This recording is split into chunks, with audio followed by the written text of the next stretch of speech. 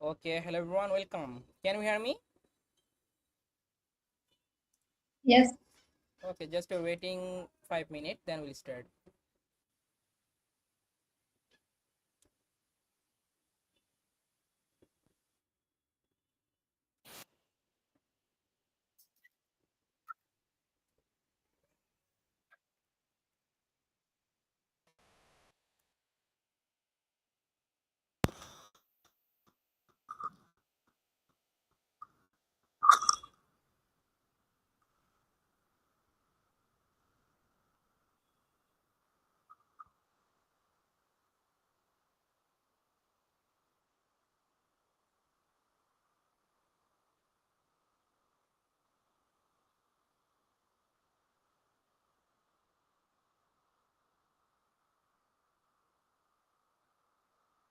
Good.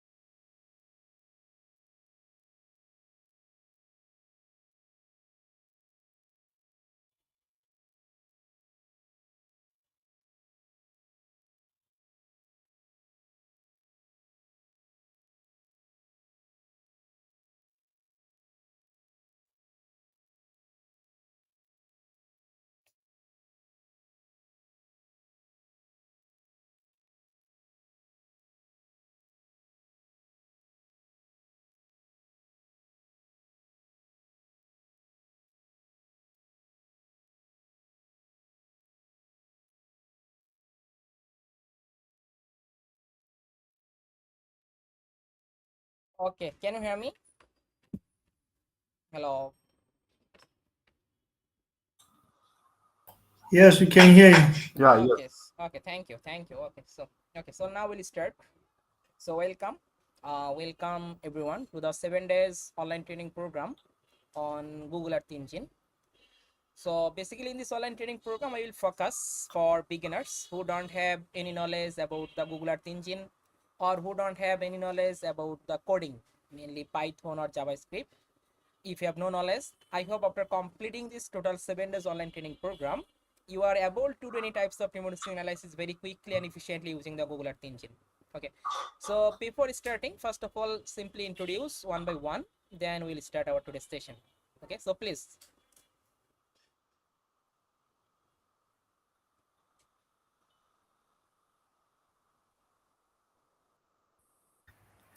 Uh, Hello, Assalamu alaikum. Walaikum assalam.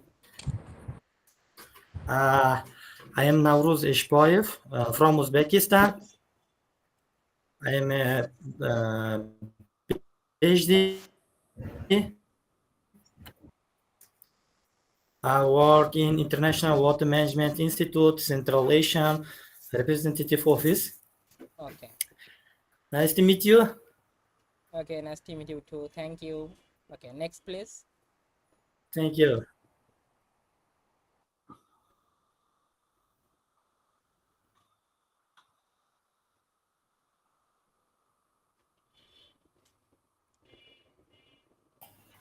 Hello, Yes, hi. I'm Guy Yuyu from. Hi, I'm Guy Yuyu from Botswana. I work at Botswana University of Agriculture and Natural Resources. Thank you for having me here. Okay, thank you. Assalamu alaikum and very good afternoon. Yeah, walaikum assalam. I am Mustafa Tarawali. I am from Sierra Leone, it's West Africa, and I work as a monitoring and evaluation specialist on a project. Okay, thank you.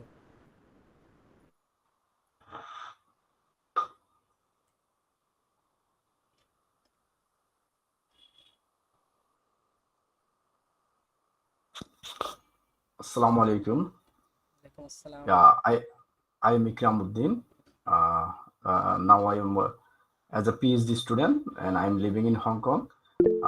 Basically, I am Bangladeshi, and before starting my PhD, I work in many organizations in Bangladesh, including national and international organizations, mainly in the development sector. Thank you. Okay, thank you.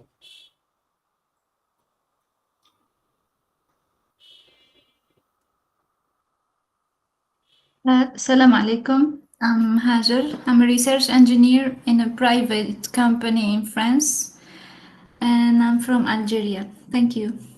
Okay, thank you.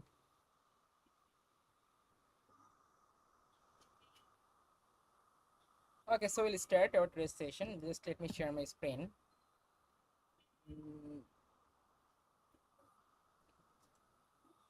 Okay, can you see my screen? Yes. Okay, thank you. Yes. Okay, so first of all, I will try to explain about our total 7 days online training program syllabus. So actually, after completing the total 7 days training program, what you learned from me. So I'll try to explain about that, then move to the first day session. Okay, so let's start. So basically, this is our total 7 days online training program. And in this online training program, we try to focus for beginners who don't have any knowledge about the coding or who don't have any knowledge about the Google Earth Engine or cloud-based platform. Okay, so I will try to explain all of things step by step, and I hope you can easily learn. And in this online training program, you can get some benefit, such as you can get the certificate after submitting all of assignment. So every class I will give you some assignment. Okay, so regarding this topic, I just give you some assignment. You also try to do this type of assignment. And I also give some PDF book or notes. Also get all of practice code you also get from this online training program. I will just upload in the Google Classroom. You can easily get it from our Google Classroom easily. As well as another thing is that you can also get the lifetime teaching support. Okay, so this is very unique because after completing the 7 days online training program, when you face any problem in your code, suppose you want to make the land use land cover classification, but you face a problem, so you need a support. So this type of support you can get freely, lifetime, anyone, for any time, because after 7 days is very short time. Okay, so that's why these things we also add in here. So after completing the total 7 days online training program, when you face any problem regarding any issue in the code regarding this type of topic, you try to apply this type of work for your study area, but you cannot do, you face some problem, you face some issue. So that's why we're also opening the lifetime teaching support. So that's why any learner, they can easily learn. Okay, when you apply this type of code in your study area, then you face a lot of problem. Okay, as a beginner, you first must face the problem. So that's why we also provide you the lifetime teaching support. So that's why after completing the total 7 days online training program, when you face any problem, then you can get the support. And how you get the support? So for getting the support, before one day, just simply knock me and take the schedule time. Okay, without Friday and Saturday, any day you can easily connect with me. But before one day, simply knock me and then take the schedule time. Okay, then simply join and show me your problem, then we try to discuss about this problem. Okay, and these things is the lifetime. When you face any problem, you can get this support. As well as regarding this type of topic, so in this time we complete lot of topic. So regarding this type of topic, if you are interested to publish the scientific paper for the collaboration, then you also get this type of support. Okay, regarding this type of topic. So now I will try to explain about our total 7 days course syllabus. So after completing the total 7 days training program, what you will learn from me, I will try to explain, then move to the first day session. So basically first day, I discuss about that introduction to Google Earth Engine. and how to create Python and JavaScript API for Earth Engine platform. So basically Google Earth Engine is supported by JavaScript programming as well as also Python programming. Even we can also use the R programming for using the Google Earth Engine. But in this online training program, I just focus Python and JavaScript. At the same time, I will try to teach you Python and JavaScript and how we can use this type of language to make the different types of remote sensing analysis using Google Earth Engine, using Python and JavaScript. I also discuss about that. And how to use Google Earth Engine and Python, we also discuss about that. And as a beginners, if you have no knowledge about the coding, basically Python or JavaScript, so that's why we also try to teach you basic principles of JavaScript and Python, and then how we can easily use this type of language in Google Earth Engine. We also discuss about that. We also discuss about the client and server object, how we can easily connect the server on Google Earth Engine. We also discuss about that. And how would you get the server to execute your code? We also discuss about that. And importing raster and vector data, we also discuss about that, how we can easily add the raster or vector data from the local storage as well as Google Earth Engine dataset, and filtering the attribute table. So this is your first day's content. We also discuss about that. And second day mainly we talk about that filtering and displaying the satellite images. So different types of satellite images. It can be Landsat, Sentinel, MODIS, or any other satellite images. How we can easily filter and displaying. We also discuss about that. And satellite composite, how we can easily create median composite, mosaic composite. We also discuss about that. We also discuss about the band combination, how we can easily apply the different types of band combination and export the satellite imagery, Landsat, Sentinel, MODIS. So this type of satellite imagery, how we can easily export, we also discuss. And import, filter, reduce, clip, display raster on Google Earth Engine. We also discuss about that. We also discuss about the temporal analysis, basically time series chart for NDVI or any other indices, how we can easily create the time series chart for monthly time series chart, annual time series chart, daily time series chart for temporal analysis. We also discuss about that.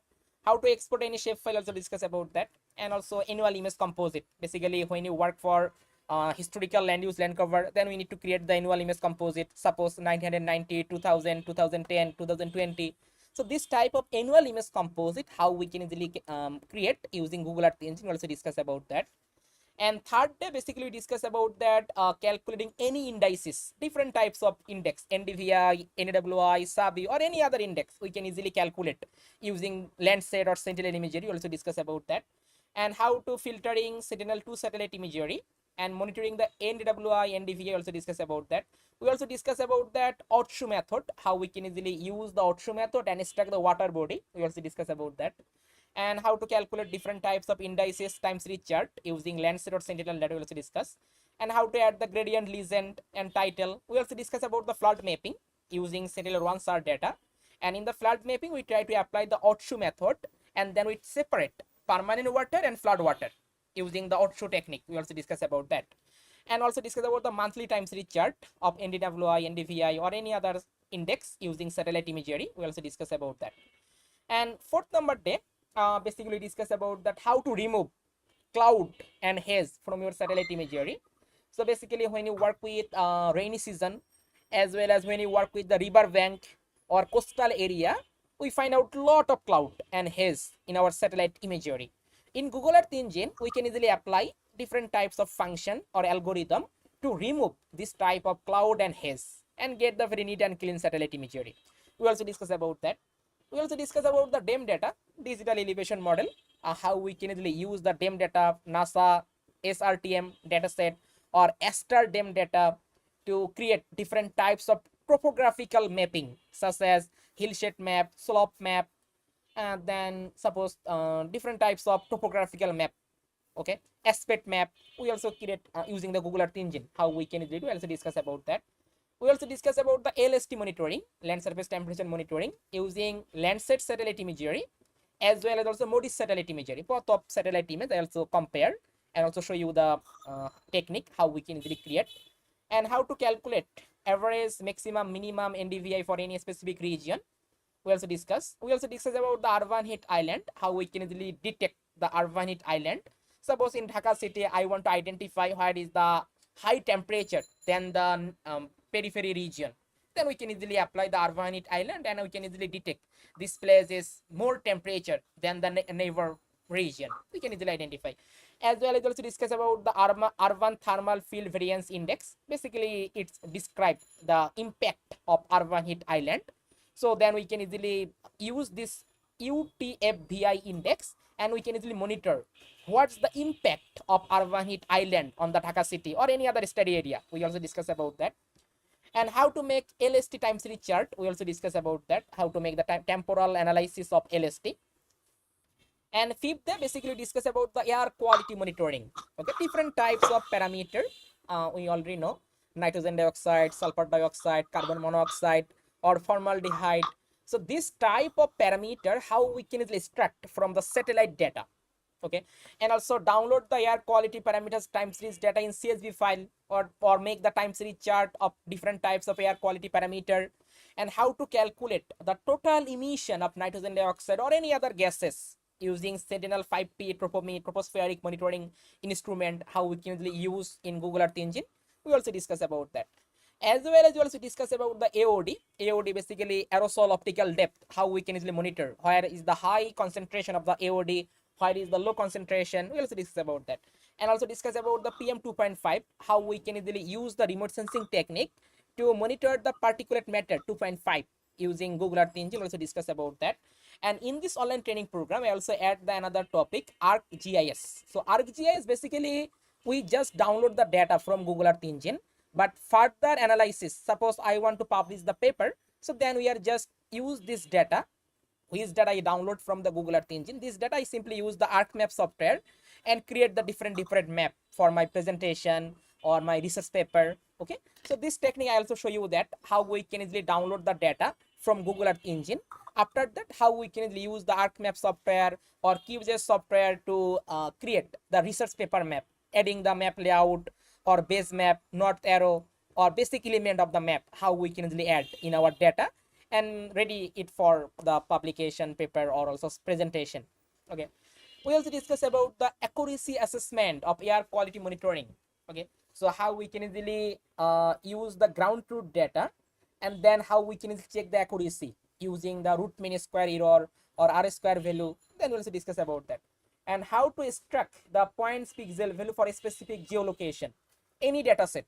Okay, not only for the air quality monitoring. Suppose you have some point data, you have some latitude longitude value. So this latitude longitude value you can easily upload in the Google Earth Engine, and further you want to extract some pixel value. It can be air quality parameter, it can be NDVI or any other data set. You can apply the same process.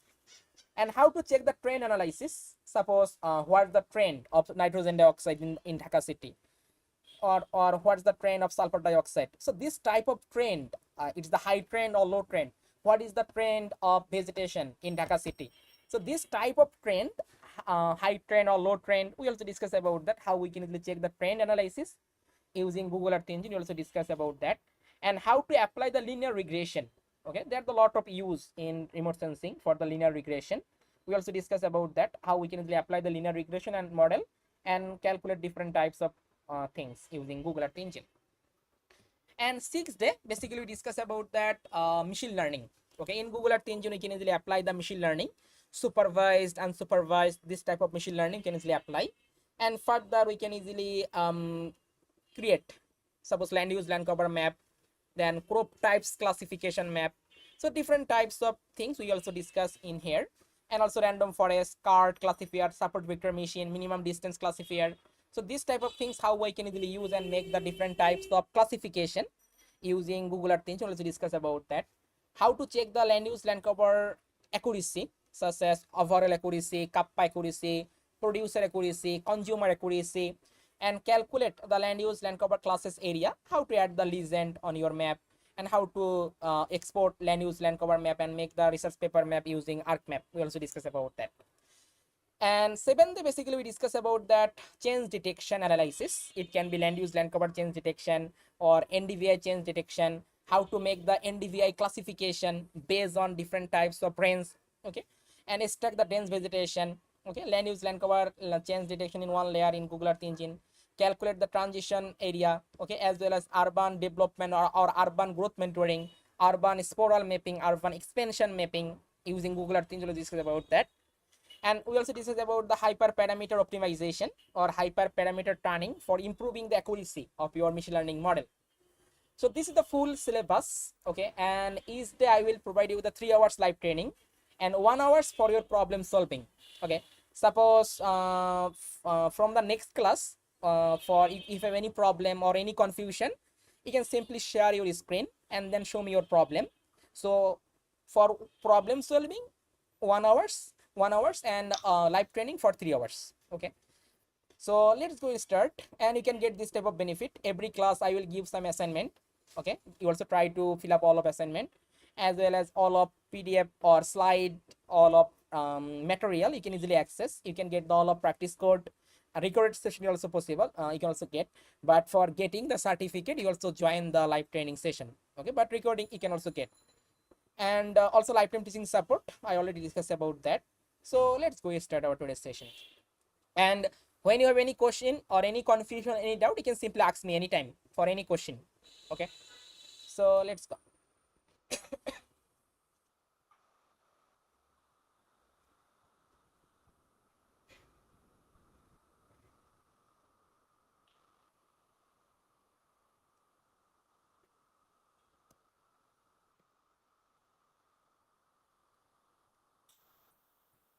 So first of all, we discuss about that what is GEE.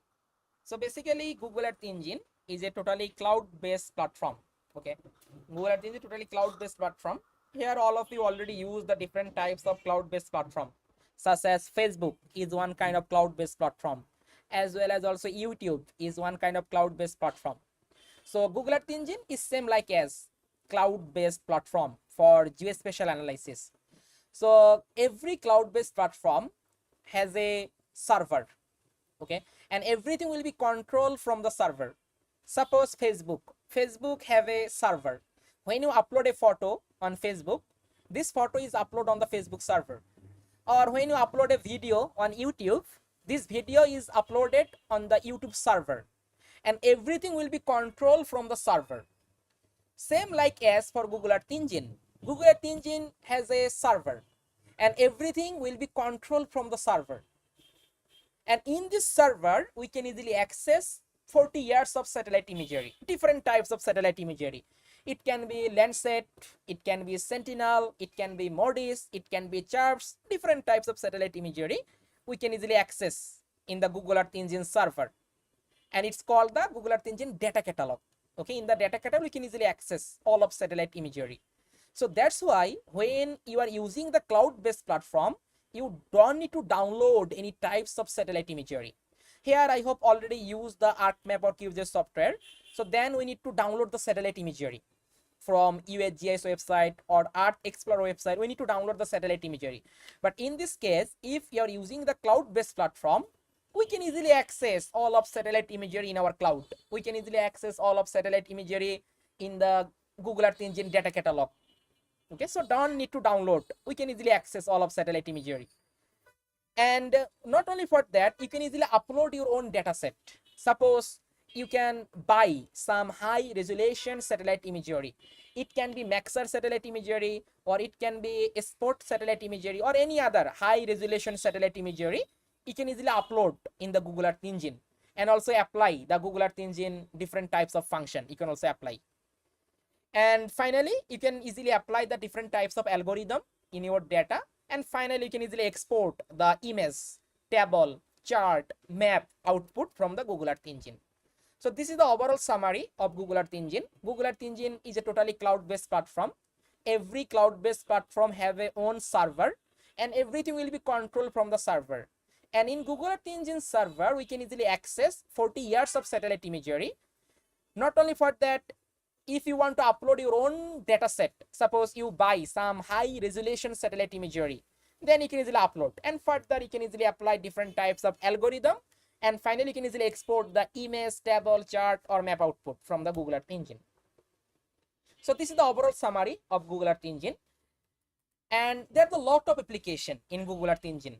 Okay, so any types of remote sensing analysis we can easily do using the Google Earth Engine.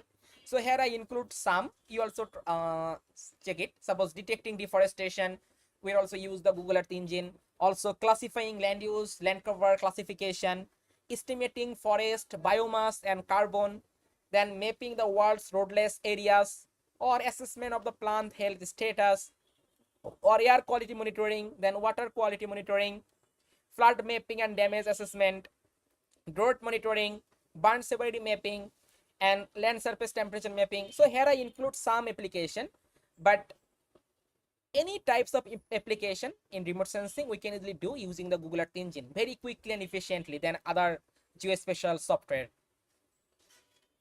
And GE focus on society's biggest challenges such as deforestation, drought, climate change, disaster, diseases, global food security, sustainability.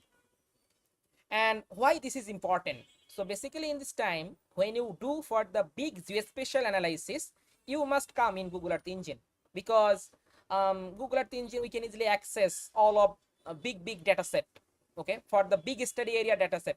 Suppose you want to make the land use land cover classification map for the whole study area of India, then you need to download the satellite imagery tiles by tiles from USGS website when you are applying the traditional way. But in Google Earth Engine platform, when you use, then you don't need to download this type of satellite imagery. So it reduces your time to the analysis. Very quickly, you can easily make the land use land cover classification map for whole India country boundary or any big study area. Very quickly you can do. And it reduces your time to the analysis. Okay, using Google Earth Engine, this computing power is very fast. So you can easily analyze 30 years data or 40 years data very quickly. You can easily analyze, and it can also access petabytes of data or more on the way. And Google Earth Engine has some new feature. This type of feature we can easily use and easily remove the cloud or haze from our satellite imagery. We can easily remove this type of cloud and get the very neat and clean satellite imagery. And it's a one kind of platform. Here we find out the collaboration and standardization by creating a common platform for the global data analysis. We can easily get all of data globally, and then we can easily use it for global data analysis using the Google Earth Engine platform. And what's the pros and cons of using the Google Earth Engine? But it's a lot of advantages, such as when you're using the Google Earth Engine platform, you don't need to download the satellite imagery. Okay, suppose when you're using the you access 2 petabytes of data or more on the way, and Google computing power is very fast analysis. But it also some cons is that you need to know some programming language. Okay, so in this training program I will try to teach you all of programming language, so I hope you can easily learn it, and then you can easily apply for your remote sensing analysis using Google Earth Engine. As well as it depend on an internet connection, because it's a server based. Okay, everything will be controlled from the server. So that's why it also depend on an internet connection, and it primarily focused on raster based imagery. It lack of mature and detailed documentation. But in this online training program, I will try to provide you all of documentation, all of PDF slide, then you can easily cover these lackings. And how does the work? We already know about the Google Earth Engine is a totally cloud computing platform or cloud based platform. Everything will be controlled from the server. Okay, because every cloud based platform has their own server, and everything will be controlled from the server. So this software type is this cloud computing or server based. Suppose I write a code, this code send a message to the server. In a matter of second, this server give you response. Example, suppose I need the Landsat image, so I just write a code, this code send a message to the server. In a matter of second, this server send you the Landsat image. Okay, so everything will be controlled from the server. And then this is the main website about the earthengine.google.org. You can simply visit and get a lot of information. And accessibility must be online. And requirement, you just need to registration. Okay, with the Google Earth Engine account, you just need to registration, and it's a free of charge. But now Google Earth Engine has also paid and unpaid 2 version you can easily use in Google Earth Engine. So basically paid version is more we can easily apply the deep learning. Okay, but machine learning free version is also okay, there is no problem. But when we apply the prediction using the deep learning, suppose CNN or DNN, so or ANN, so this type of application we will need to use the buy we need to buy the cloud storage from the Google. So now Google Earth Engine is not completely free, but we can also use the freely as a trainer or researcher. We can easily use the free version. And to use the code editor, we need to registration with the Google account. Okay, so I hope here all of you already complete the registration with Google Earth Engine and get the code editor. Okay, here all of you complete the registration or not? Okay, complete the registration. Okay, I will show you this process also, no problem. Okay, thank you. So let's go. Okay. Okay. So this registration process, okay, just a minute. Okay, so I'll try to discuss about that, how we can easily create the Google Earth Engine account. So day by day, Google Earth Engine authority also takes some different types of restriction to use the Google Earth Engine. So let's go try to I will try to show you that proper way how to use the Google Earth Engine and also create the cloud project, because now Google Earth Engine only use the cloud project. Okay, without cloud project we cannot use the Google Earth Engine. Okay, so I will show you that. Okay, anyone face this problem? Can you see my slide? Okay, if you don't see it, then try to just share again or just refresh, then I hope it will be okay. Okay, no problem. Okay, so let's continue.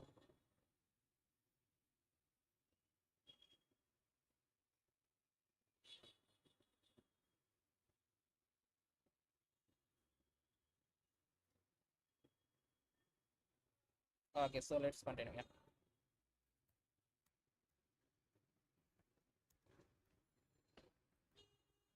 Okay, so let's go. So basically, it's a competition must be online. Without internet connection, we cannot use. And scope mainly image processing or visualization. It work raster and vector data. We also work. And now data types. So here all of you, I hope already know about the GIS. GIS basically we find out the two types of data. Okay, one data for vector, another data for raster. Okay, this is the basic concept of GIS: vector and raster. And vector mainly point, line, polygon, and raster mainly satellite imagery, grid or cell. Okay, this type of grid or cell store different types of information. Okay, so basically GIS we find out the two types of data, raster and vector. But in the Earth Engine we find out this total 5 types of data. Okay, basic GIS we find out the two types, raster and vector. But Earth Engine data type, it total 5 types of data we find out. Okay, so first one is the image. Image mainly the fundamental raster data type in Earth Engine. Raster data type called as the image. Suppose I have a set Landsat image. So this is the image. This is the one type. Image is one type of data set in Earth Engine. Then image collection, more than one image. Okay, a stack or time series of images. It's called the image collection. Image collection is one kind of data types in Earth Engine. Then geometry. Geometry, the fundamental vector data type in Earth Engine. Okay, and feature, a geometry with attribute. Suppose geometry, it's only for latitude longitude value. Suppose, and when I add the information, information with the geometry, then we find out the feature. Suppose I have a latitude longitude value and I have another column for first latitude longitude value. Suppose it's a Dhaka city, then Rangpur city or Rajshahi city. So when I add this type of information, then it called as a feature. Okay, and without feature or without information, it called as a geometry. But when I add the information, then it called the feature data type. Then a set of feature, it's called the feature collection. Okay, you just memorize these 5 data types, because lot of time we are use this type of data type. Google Earth Engine, all time we are use the image collection, geometry, feature collection. These 5 data types always we are use in Google Earth Engine.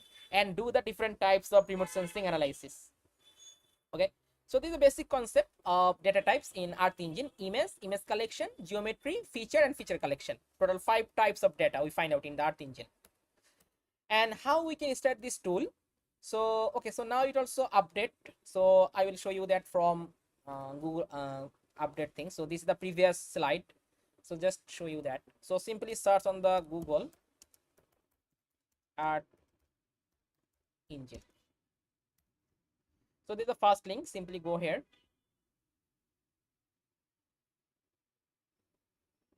So here you can see the get start. Click on the get start. And here you can see find out this type of information. Get started using Google Earth Engine. Use a non-commercial or commercial cloud project. So cloud project, 2 types, non-commercial and commercial.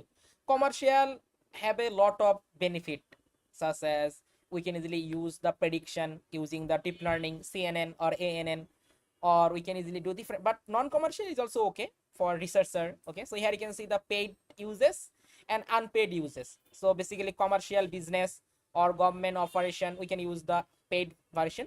Non-profit, education, government research, training, or media, we are use this unpaid. So just select the unpaid and then next. Okay, and also select, you can see academia, government, or non-profit, news media, training, or no affiliation. So just I put here suppose academia and research, and then next. So now you can see create a new cloud project or choose a existing cloud project. So suppose this is my new cloud project I choose. So for that, organization not need, just put the project ID. Okay, just put a new unique project ID, then continue with the registration. Okay, then when you click on the continue with registration, then it will be create a new cloud project on your Google Earth Engine.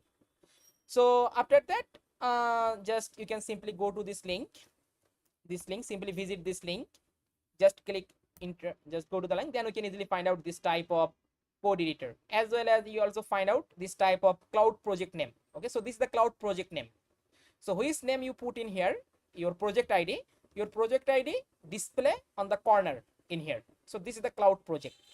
Okay, this is the cloud project. We can this cloud project further you can also use the Python or R programming. When you use, then just simply use this cloud project and also work. So this is the cloud project we try to add in here. So this is the process we also try to apply, and further face any problem for registration, then we also discuss about that, because day by day Google Earth Engine Authority also added lot of way to selective person to use the Google Earth Engine. So they are at the different things in here.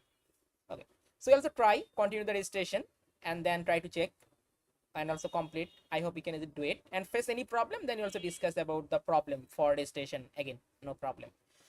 So after completing the registration, if you simply visit this link, then you can easily find out this type of code editor. Okay, so this code editor we can write only for JavaScript programming. Okay, so this code editor is for JavaScript programming, we can write only for the JavaScript. And this code editor we find out this type of panel. So it's called the map panel of map view panel. It's called the map view panel, and it's called the editor panel. Editor panel, mainly we write our code. Okay, so suppose if I just write the print, and suppose I print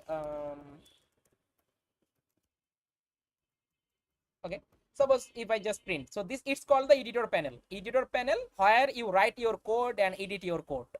This is the editor panel. And also you can see here we find out the console tab. Okay, this is the console tab mainly it print your output. Okay, suppose if I just run the code, you can see run basically execute your code. If I run the code, we can get the result under the console tab. Okay, console tab print your output all time. When I use the print function, this output I find out under the console tab all time.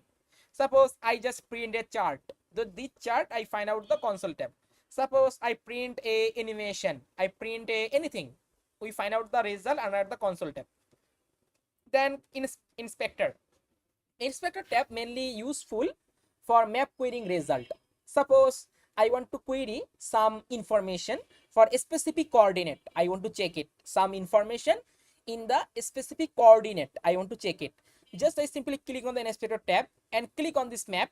then it show me this information. Suppose in this case you can see there is no map, it show the default. I don't add any kinds of analysis, it show the default map.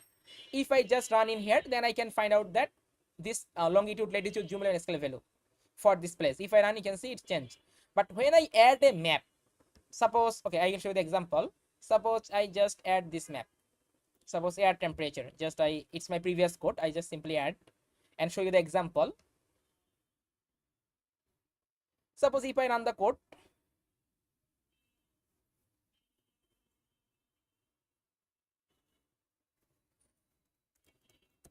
okay, I will explain later all of those. So just I show the example for console inspector tab. Okay.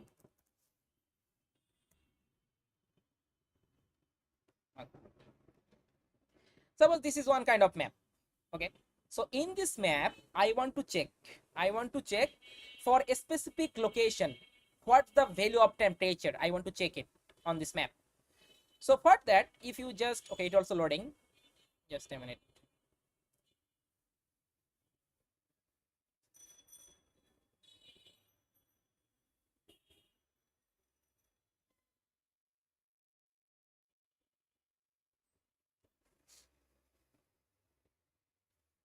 Suppose I just click on here. So now it show me, you can see for this coordinate, what's the value. We find out the 39.03 degrees Celsius.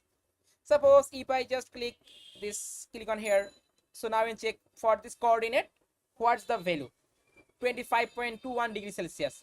Suppose I click this place, just click on here. So now it show me what is the value for this coordinate. We can easily find out 27.64 degrees Celsius. So inspector tab is working for map querying result. Suppose you can add any map you add. It can be NDVI, it can be temperature, it can be LST, anything.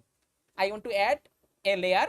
So then further I want to check what's the value for a specific coordinate. So then click on the inspector tab and click on your map. So then we can easily get this type of result.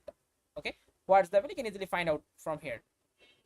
So you can see for this coordinate 32.32 degrees Celsius, just click, then you can easily get this temperature for a specific coordinate.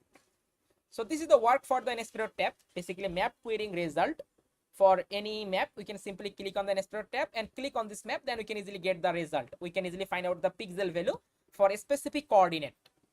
Okay, then task tab basically managing your long running tasks. When you upload or when you export or import any file, then we find out this progress report. We find out the progress report in the task tab. Task tab show you the progress report. Suppose here you can see this file I exported. I need the less than 1 minute. Okay, this step I already export, and when I face any problem for exporting or I have any wrong in my code, then I find out this type of red alert sign. This sign means that your code have some problem. Okay, and when you find out this type of right sign, it means that it's successfully exported or imported. So task tab, it show you the progress report for when you importing or exporting any file. So further I also show you that how we can easily exporting or importing, then you can easily get the idea. And in the left side we find out, you can see the script, docs, asset. So script tab basically managing your script which you save. So suppose in this time this code I already saved in my code script tab. I put the name air temperature. So further when I need this code, I simply click on here, then this code will be added in my code editor.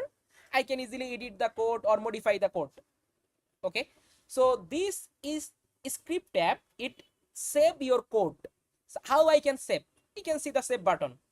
Okay, so here I already saved that. Click, you can see suppose save as with this script, just put the file name and then okay. So then this code is saving under the script tab. Okay, and further future time when you need this code, just click and then you can easily work. Suppose I need this, just click on here and then okay, just click on here. So now this code will be added in my code editor. So I just run it and then I can easily get the result. Or I need to modify the code, then I can easily modify. So this is the way to script tab. Script tab basically managing your script which you save.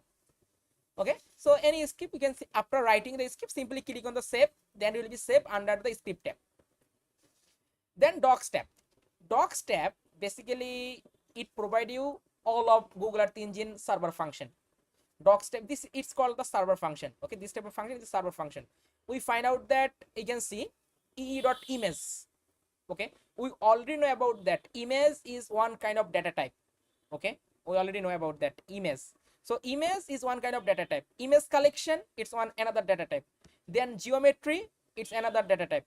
Then feature, it's another data type. Then feature collection, it's another data type. You can see. In this case, suppose I have an image. I have an image. So now I want to use only for this function. This function, you can see this type of function I need to use only for my image. Also, you can see, suppose I have an image collection. I have an image collection. So then I need to use only for this function ee.image collection.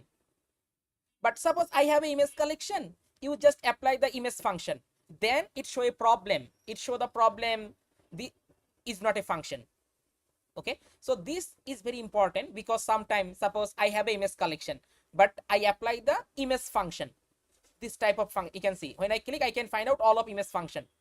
I have an image collection, but I apply suppose this type of function. Then it show the problem. It show the is not a function. Suppose suppose I have a feature. I have a feature, but I apply the feature collection function. Then it show the problem. So further, I also discuss about that. Then you also get the clear idea when I show you the practical example. But it's very important. Suppose I have an image. All time I need to apply the image function. I need to apply the image function. Suppose I have a image collection. Image collection mainly more than one image. Okay, or time series of image. Then I need to apply the image collection function. You can see image collection function. Okay, this type of function, and every function have every task. And if you check, suppose I click on here, you can see count function. So you can see what is the count function and what is the argument about that. So when you are using this code editor, you don't need to memorize anything because all of those we can easily access from Docs tab. Docs tab provide you all of information. You can see, just click on the median. So what is that about the median? How it calculate the value of median? So all of information I can easily access from here. What is the argument about that? We can easily access from here. So you don't need to memorize anything when you're using the Google Earth Engine. We simply check from here and then we can just write the code. Okay, you can see what is the mosaic. You can easily get the information about that, and what is the argument about the mosaic. So you can easily get all of function information from the Docs tab. And also asset tab. Asset tab basically managing your asset. Okay, it's managing your asset which you uploaded. So here you can see, here I already uploaded different types of boundary shape file, or also different types of imagery. So further I also show you that how we can easily upload this type of data set in Google Earth Engine under the asset tab. Asset tab is managing your asset which you uploaded, and you can upload it 250 gigabyte freely. Okay, 250 GB we can freely upload it. And if further you can also remove. Suppose your space is over, then you can simply remove this type of file. Okay, then you also get the space again. So further I also show you that how we can easily export, how we can easily import this type of file and in the asset tab. And AI, it's newly added in Google Earth Engine, but it also developing phase also. So now it also developing phase. So I hope future it also work very well. Suppose like as a Chat GPT or Gemini, okay, or DeepSeek, this type of AI we also integrate in this code editor, but it not also proper work in this time because now it's developing phase.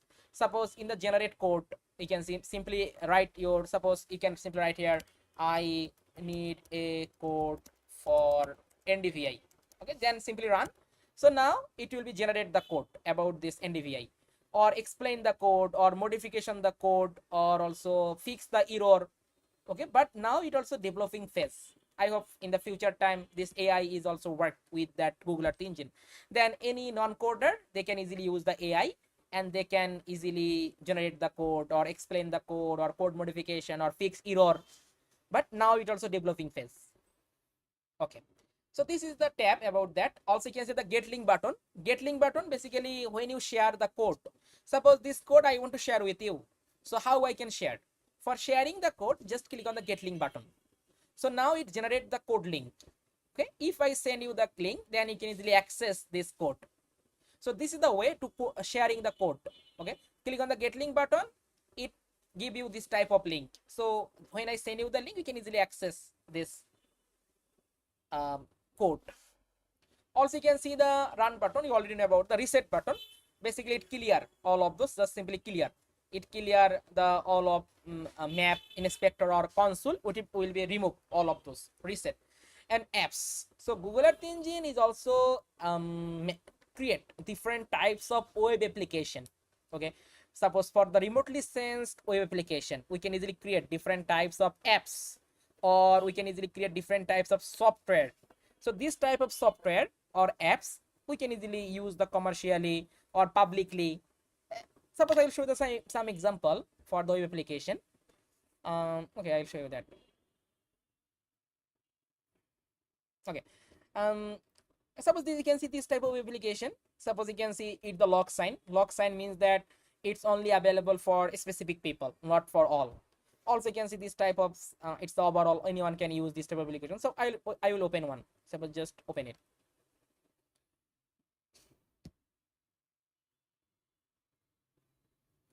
So this is our one kind of web application. We also, it's a commercial web application we also use.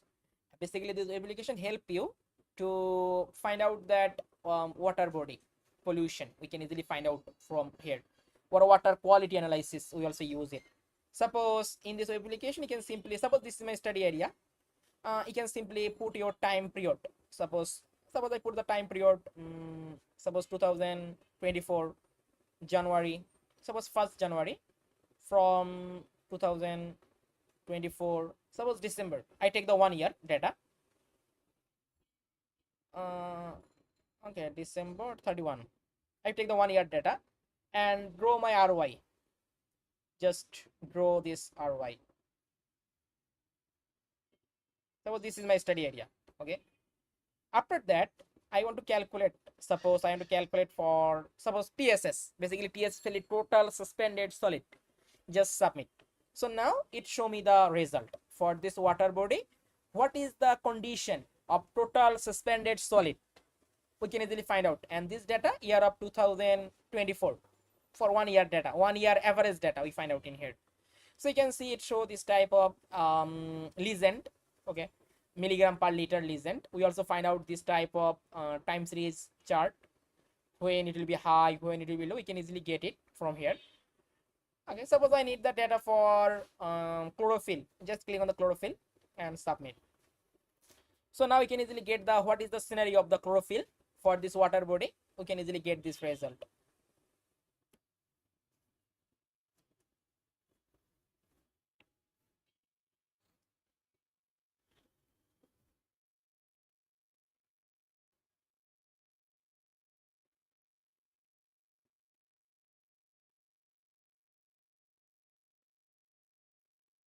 So you can see we can get this type of result. Suppose I need to check for turbidity of water body. Just submit.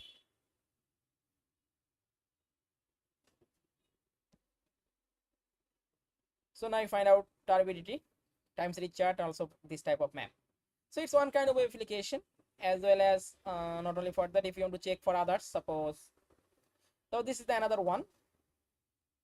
It's for agriculture drought monitoring for a specific district or province.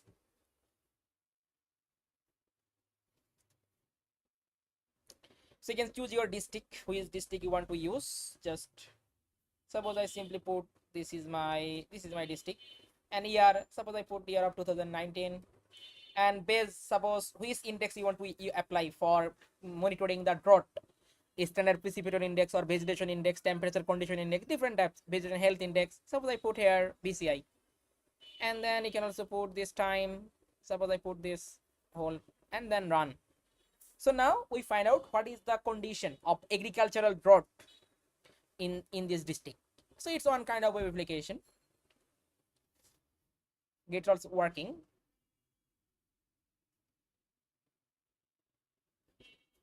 Okay, it's working. Yeah. So now we can easily find out for this district what is the, where we find out the extreme dry, severe dry, moderate dry, normal dry, and also wet dry.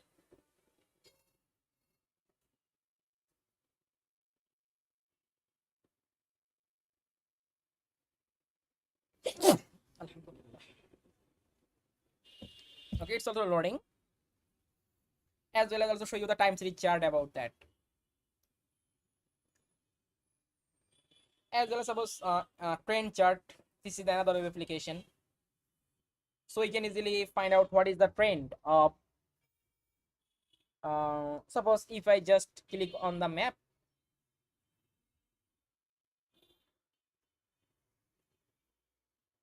Suppose I just click on here. So now we check it for this coordinate, what is the value we can see of NDVI, or click in other place. So you can see we find out the trend line. Okay, it show the low trend. It means that day by day visitation decrease.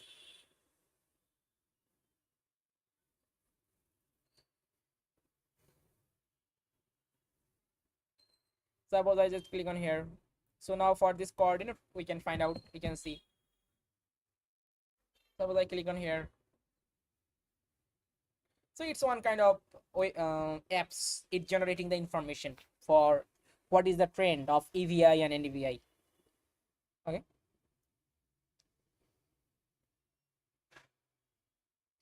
Suppose this is another one. Okay, I think some problem on this application. So this is another one. Suppose I can simply draw a polygon for my study area, and I can easily monitor the leaf area index. Just simply draw the study area. Now we can easily find out what is the leaf area index, as well as it also create the time series chart about that. Okay. So this type of application is also possible to create the Google Earth engine and develop the different types of geospatial software, okay, for remote sensing. Then any users or easily use this type of things and get the information.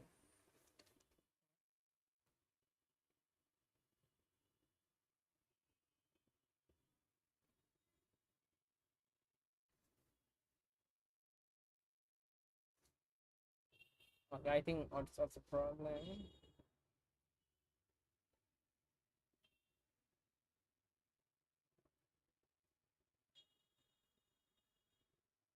So we can also display the layer also using the, so anyone can easily visit this link and they can easily get this type of result. They can easily visualize. Okay, so it's not the any other functionality, just it display only for that your pre and post fire. Okay.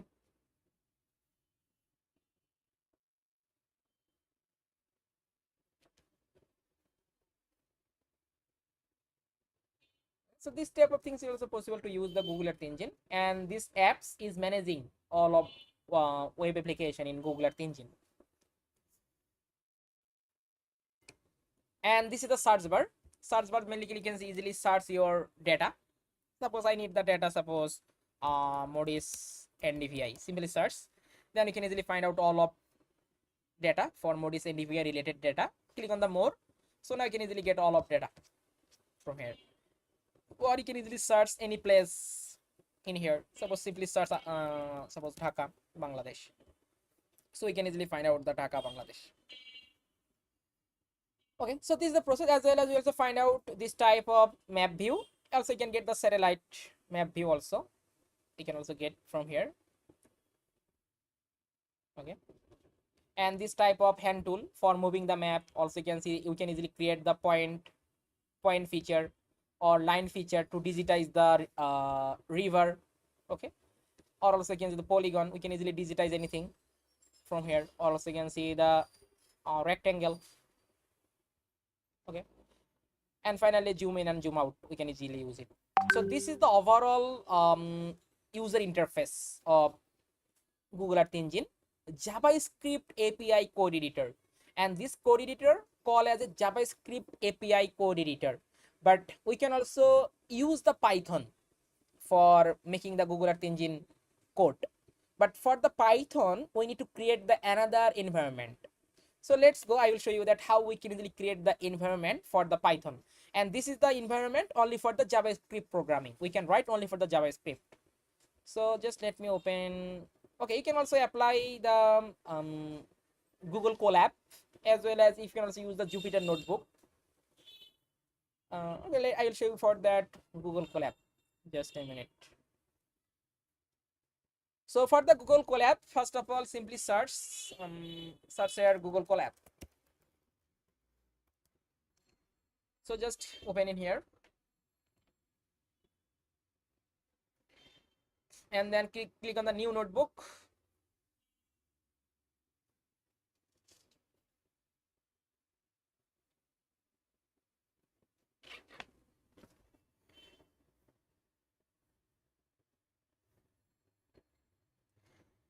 So now this is the code editor. Okay, this is the Colab code editor. Colab basically it's a cloud-based code editor. Okay, cloud-based code editor have some benefit such as some essential library is already installed in the cloud-based code editor. Okay, so here you can simply put the name. Suppose I put the name for first day. So now I need to import some library, Python library, and this Python library helped me to create the environment of Google Earth Engine. Okay, so let's go. I will try to discuss about that, how we can easily open the Google Earth Engine code edit in Python. Okay, so first of all, you need to import a package gemap. Okay, and this package is already installed in the Colab. Okay, if you want to apply it for the Jupyter, you face some problem. Okay, but in this time the gemap is already installed, so just I try to run it and check what happened. You can see.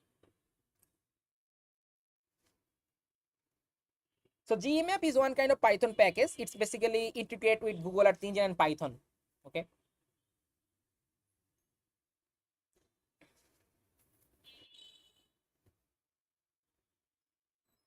okay, it's done.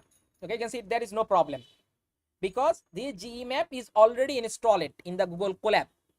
So that's why you can easily use it. And further, take the new cell and I import another important library. It's called the Earth Engine. Just run it. So it's already installed in Google Colab. So that's why you don't need to install again. And then in this case, I need to just put here authenticate. Just I run it. So now it authorization, you can see. And your Google Colab email and your Google Earth Engine registration email must be same. Otherwise, it takes some problem. I again said that your Google Colab email and also your Google Earth Engine registration email keep the same. So now click on the allow. So here I use this email. So this is my email. This email I use to make the Google Earth Engine account, as well as I also open the Colab in this email. Must keep the same. Just okay. And then continue. Then just continue again. So now it authorization is completed. Okay, just keep the same email for the Google Colab and also Google Earth Engine code editor or registration. When you make the registration, just keep the same email. Okay, then put here initialize, and in this case, if I run the code, you can see it show a problem, but previous time it also okay, but now Google Earth Engine authority must ensure that all of users in Google Earth Engine, they must use the Google Cloud project. Without Google Cloud project, you cannot use the Google Earth Engine. So that's why you must need to create the Google Cloud project. Otherwise, you cannot use the Google Earth Engine in the Python. Okay, or also R. So I already show you that how we can easily use this type of Google Cloud project. Or if you have no, then click on here. You can see again, register a new cloud project or change cloud project. Suppose I just click on the register new cloud project. Suppose I don't have cloud project.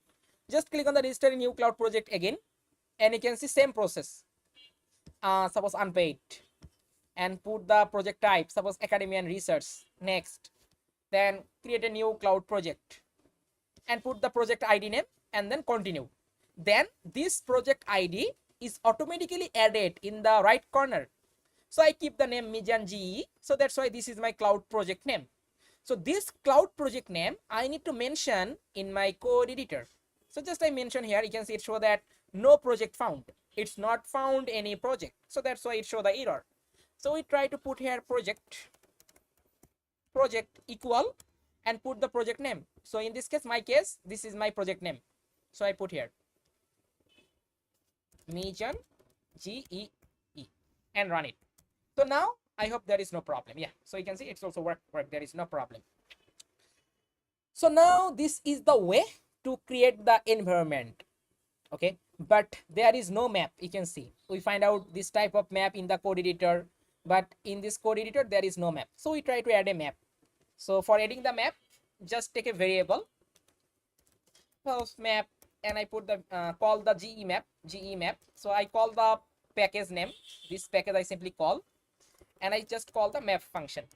Okay, if I just run it, there is no problem. Yeah, and further this variable I call, suppose just I call this variable, so now it added the map.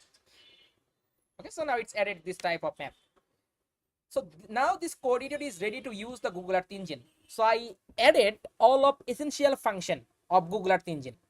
Okay, so when you start the working with Google Colab, all time you need to import this type of library, authenticate, also initialize. You must need to use the Google Earth Engine in the Python. So this is the way to create the environment in the Python. And this is the JavaScript code editor. JavaScript, it's very powerful code editor. And Python, you can see it's not very powerful. Okay, just only for the cell. We find out in the JavaScript programming code editor, you can find out the script tab, docs tab, asset tab, inspector tab, tasks tab. Okay, so that's why it's very powerful code editor. We can easily search the data set. But in the Python, when I use the Colab, it's not the powerful. Okay, but it's very powerful. So that's why as a beginners, when you start the learning with Google Earth Engine, you must come to the JavaScript to learning Google Earth Engine properly, then move to the Python.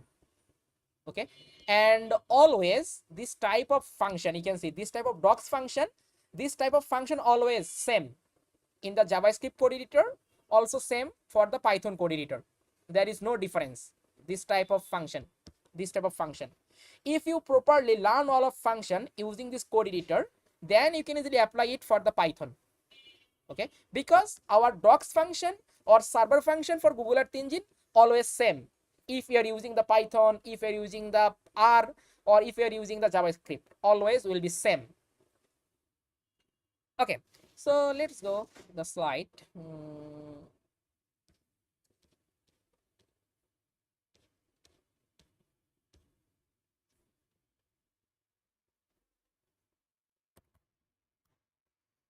So now we try to just comparison between Python and JavaScript. We already know JavaScript is a powerful code editor. We can easily find out lot of tab, lot of option, and easy workflows. We can easily work with the Google Earth Engine.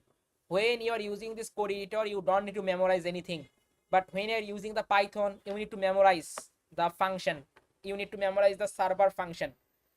But Python have another benefit, because Python have a lot of powerful library such as Crash, scikit-learn, TensorFlow, NumPy, Pandas, different types of Python library we can easily integrate with Google Earth Engine. Okay, and do for the different types of analysis. Okay, but Google Earth JavaScript is a powerful code editor because we can easily work with the code editor, but Python has a different types of powerful library, and this type of library we can easily connect with Google Earth Engine and do the different types of analysis. So that's the reason in this training program I will try to show you that Python and JavaScript at the same time, then you can easily show the difference. Okay, and also use the Python JavaScript for the Google Earth Engine. Okay, so now we talk about the basic principles of JavaScript syntax and Python syntax, because at the same time we try to learn for the JavaScript and Python and then apply. Okay, so anyone any question you can ask me, then we move in here, or any confusion you can ask me.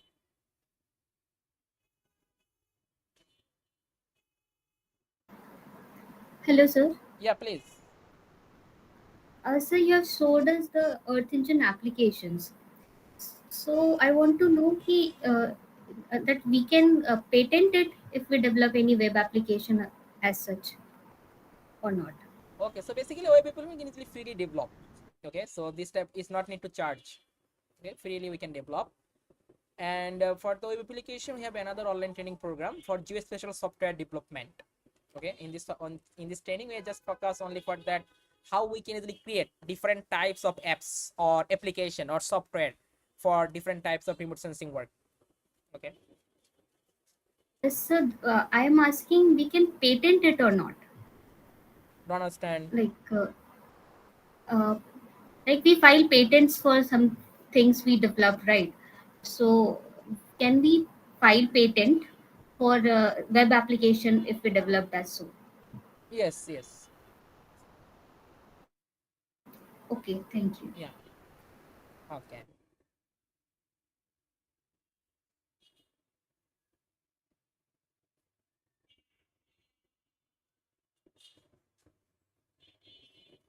So let's go.